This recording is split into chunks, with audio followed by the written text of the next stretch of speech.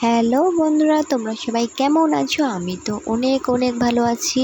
তোমাদের সামনে চলে এসেছি আরও একটা নতুন ভিডিও নিয়ে। তো আজকে আমি চলে এসেছি তোমাদের দাদাভাইয়ের সাথে আমাদের এই কালনাঘাটের গঙ্গার পাড়ে ঘুরতে।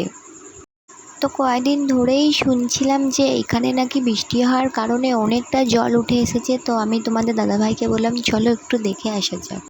কিন্তু এখানে আসার পর দেখলাম সত্যি এখানে অনেকটা জল উঠে এসেছে। আর জল উঠে আসার কারণে এখানকার অনেক দোকানপাট প্রায় ডুবে গেছে। তাই ভাবলাম তোমাদের সাথেও একটু শেয়ার করি।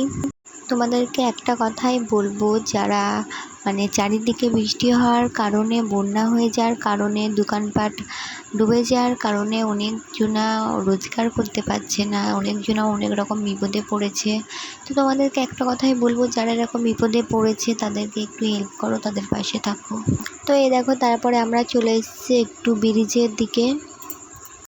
এইখানের ভিউটা জাস্ট অসাধারণ ছিল, তাই ভাবলাম কটা রিলস ভিডিও বানানো যাক। তো যারা যারা আমার রিলস ভিডিও দেখতে চাও তারা আমার ফেসবুক আইডিতে গিয়ে একটা ফলো করে দিই। আমার ফেসবুক আইডির নাম দিয়া রয়। আর যারা যারা আমার ইনস্টাগ্রাম থেকে আমার শর্টস ভিডিও দেখতে চাও তারা দিয়া এসটি বলে সার্চ করো, পেয়ে যাবে। তো ব্রিজের পাশে একটা ভুট্টার দোকান ছিল, সেখান থেকে তোমাদের দাদাভাই দুটো ভুট্টা কিনে নিল। গরম গরম ভুট্টা কে না ভালোবাসে? আমি তো ভুট্টা খেতে অনেক ভালোবাসি, তার থেকেও বেশি ভালোবাসে তোমাদের দাদাভাই।